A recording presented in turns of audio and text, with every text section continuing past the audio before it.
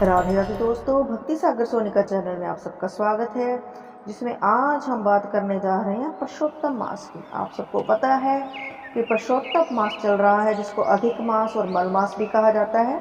तो जानते हैं कि इस मास की उत्पत्ति कैसे हुई। कि कोई साल में महीने तो 12 ही गिने जाते हैं, तो ये 13वां महीना कैसे बना और इसका ये नाम कैसे पड़ा, क्यों इसमें कोई शुभ कार्य नहीं किया जाता, और फिर भी इसमें कोई भी पूजा पाठ दान आदि जो किया जाता है उसका कहा जाता है कि हजारों गुना फल मिलता है, 10 गुना फल मिलता है। इसीलिए लोग इस महीने में ज़्यादा से ज़्यादा भक्ति करते हैं, पूजा पाठ करते हैं, अनुष्ठान कराए जाते हैं। इस महीने में दान करने का भी बहुत महत्व है। कहा जाता है कि इस महीने में 33 प्रकार की चीज़ों का दान, 33 की संख्या में दान करना चाहिए। तो आप भी दान जरूर कीजिए। श्रीमद् भागवत गीता का 15वां अध्याय जरूर सुने, 14वां अध्याय भी सुने। इससे भी भगवान पुरुषोत्तम भगवान विष्णु प्रसन्न होते हैं। तो अब जानते हैं पुरुषोत्तम मास की कथा। दैत्यराज हिरण्यकश्यप ने अमर होने के लिए तप किया और ब्रह्मा जी प्रकट होकर वरदान मांगने को कहते हैं। अब जाहिर है, जब उसने तपस्या की है तो उसको वरदान तो देना पड़ेगा। और ब्रह्मा जी आए और उसको वरदान दिया कि मांगो, तुम क्या मांगते हो। अब आगे से वो जो हिरण्यकश्यप था वो बहुत ही चतुर था। उसने कहा कि किसी भी प्राणी से मेरी मृत्यु ना हो, ना मनुष्य से और ना पशु से, ना दैत्य से और ना देवताओं से, ना भीतर मरूं ना बाहर मरूं, ना दिन में मरूं ना रात में मरूं, ना आपके बनाए 12 मास में मरूं, ना अस्त्र से मरूं ना शस्त्र से मरूं, ना पृथ्वी पर मरूं ना आकाश पे मरूं, युद्ध में कोई भी मेरा सामना ना कर सके, ना स्त्री हो ना पुरुष हो, ना पशु हो ना पक्षी हो, आपके बनाए हुए समस्त प्राणियों का मैं एक क्षत्र सम्राट हूँ। तो ब्रह्मा जी ने कहा तथास्तु। फिर जब हिरण्यकश्यप के अत्याचार बढ़ गए और उसने कहा कि विष्णु का कोई भक्त धरती पर नहीं रहना चाहिए, तब श्री हरि की माया से उसका पुत्र, उसके घर पर ही भगवान विष्णु का सबसे बड़ा पुत्र पैदा हो गया, प्रहलाद। उसकी जान बचाने के लिए प्रभु ने सबसे पहले 12 माह को 13 माह में बदल दिया, जिसको कि अधिक मास कहा जाता है। ये उस समय इस मास की उत्पत्ति हुई थी जिस समय हिरण्यकश्यप को मारा गया, क्योंकि वो भगवान है, जो पृथ्वी पर आया है उसे जाना है, ये नियम है। तो उसने सोचा था कि मैंने भगवान को जीत लिया, मृत्यु को जीत लिया है, लेकिन मृत्यु को जीतना किसी के बस की बात नहीं है। तो भगवान ने लीला रची उसको मारने के लिए, और ब्रह्मा जी के जो वचन थे उनको सत्य करने के लिए कि 12 माह में इसकी मृत्यु नहीं होगी, 13वें माह का निर्माण किया, जिसको 13वां माह कहा जाता है, अधिक मास। इसके बाद उन्होंने नरसिंह अवतार लिया। नरसिंह का अवतार आप सबने देखा ही होगा। ना तो वो पूरी तरह से मानव है, ना पूरी तरह से पशु हैं। उनका मतलब जो मुंह है वो शेर का है, हाथों में नाखून है बड़े बड़े।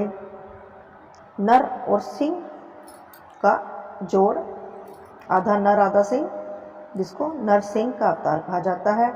और शाम के समय देरी पर अपने नाखूनों से उसका वध किया, और जिस समय उसका वध किया उस समय भगवान ने उसको उसकी दिलाई हुए वचन याद दिलाए कि ये देख, ना तू अंदर है ना तू बाहर है, तू अपने दरवाजे की दहलीज पर है। आधा अंदर था आधा बाहर था।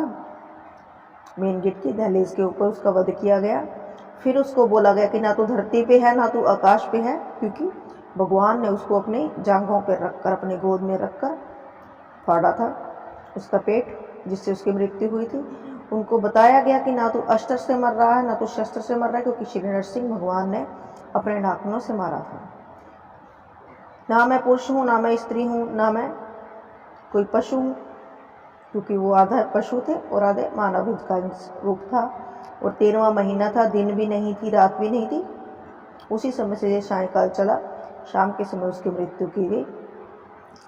इस तरह से जो आया है उसको जाना है, और हर इंसान को अपने कर्मों का फल भोगना पड़ता है। तो इसीलिए अच्छे अच्छे कर्म कीजिए, जब तब व्रत जितना कर सकते हैं उतना कीजिए। इसके बाद हर चंद्रमास के, हर मास के लिए एक देवता निर्धारित है। हम सबको पता है कि हर मास का एक अधिपति है, लेकिन अधिक मास का कोई भी देवता तैयार ना हुआ अधिपति बनने के लिए। ऐसे में ऋषि मुनियों ने भगवान विष्णु से आग्रह किया कि प्रभु, इस मांस का भार आप अपने ऊपर ले लीजिए, इसे पवित्र बनाइए, क्योंकि इसका निर्माण आपकी वजह से हुआ है। तब भगवान विष्णु ने इस आग्रह को स्वीकार कर लिया और इस तरह यह मल मास के साथ पुरुषोत्तम मास बन गया।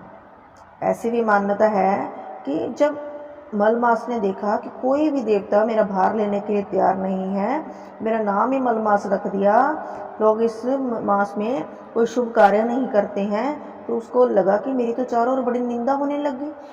तो वो बहुत ज़्यादा दुखी हो गया और श्री हरि विष्णु के पास गया। उनको जाकर अपनी व्यथा सुनाई कि हे प्रभु, मुझे तो मल मास कहने लगे हैं, कहते हैं कि इस मास में कोई शुभ कार्य नहीं करना, अब मैं क्या करूं? तब श्री हरि विष्णु उसे लेकर गोलोक पहुंचे और गोलोक में भगवान कृष्ण ने मलमास की प्रथा जानकर उसे वरदान दिया कि अब से मैं तुम्हारा स्वामी हूँ, इससे मेरे सभी दिव्य गुण तुम में समाविष्ट हो जाएंगे। मैं पुरुषोत्तम के नाम से विख्यात हूँ और मैं तुम्हें अपना यही नाम दे रहा हूँ। आज से तुम मल मास की बजाय पुरुषोत्तम मास के नाम से जाने जाओगे। इसीलिए प्रति तीसरे वर्ष में तुम्हारे आगमन पर जो व्यक्ति श्रद्धा भक्ति के साथ कुछ अच्छे कार्य करेंगे, उसको अन्य मास के अलावा इस मास में कई गुना फल मिलेगा। और इस मास में मेरे 33 रूपों का जो वर्णन गाएगा, जो पूजा करेगा, श्रीमद् भागवत पुराण, भागवत गीता, श्री रामचरितमानस, तो उनको मैं बहुत ही अधिक प्रसन्न होऊंगा मैं उन पर। इस प्रकार भगवान के अनुपयोगी हो चुके अधिक मास को धर्म और कर्म के लिए उपयोगी बना दिया गया।